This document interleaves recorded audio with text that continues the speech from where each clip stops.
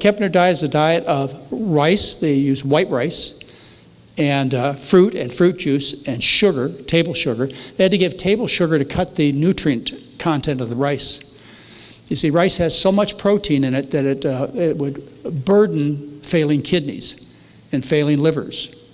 So in some cases, Kempner had to make half the diet sugar, which has no protein, so that the patient would do okay, would not suffer from too much protein. A white rice was just about 5% protein.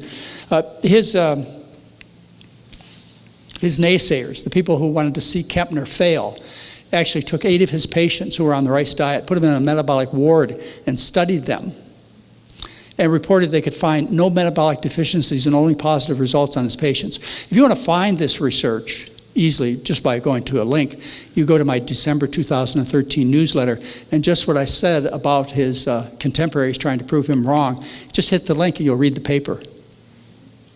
Yeah.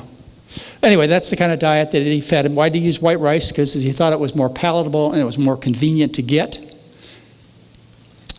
You can read about Walter Kempner. One of his close associates for many years wrote a biography of him. It's well worth getting if you're interested in this subject. It talks about the man and about the things that he did. So the McDougall diet versus the rice diet, the Kempner diet.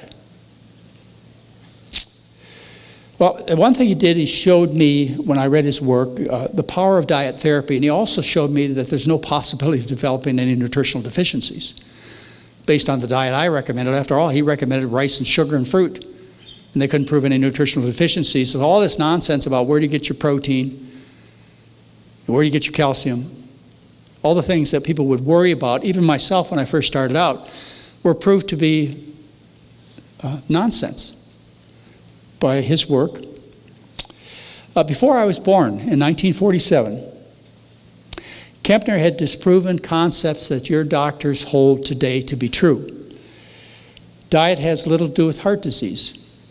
Many, if not most of your doctors still believe that, and Kempner proved that to be wrong before I was born. Additional protein improves health. I know almost all your doctors still believe that. Kempner proved that to be incorrect before I was born.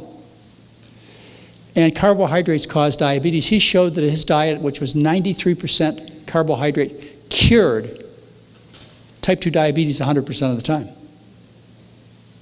All this published before 1953. Well, I do use the Kempner diet sometimes. I still take care of real patients. I'm still a doctor. I take care of patients. And we usually have 40 to 50 people each program. And we run 6 programs for the public a year and 2 for businesses a year, our programs. And about 3 times a year, I have a patient who is so severely ill, primarily with kidney disease. They only have maybe 10, 15, 20% of their kidney function left, that I have to teach them the rice diet. I consider the rice diet the diet for the nearly dead, and that's how I use it. But the McDougall diet, what I teach, what Jeff and Sabrina Nelson have brought you together to learn, what Caldwell Esselstyn and Ann are trying to teach you. This is the diet for the living. There's no apology necessary. This is the best tasting diet, the least inexpensive diet, the diet that is most kind to animals and to the planet. There's just no reason to, in any way, question what you're doing once you know the truth.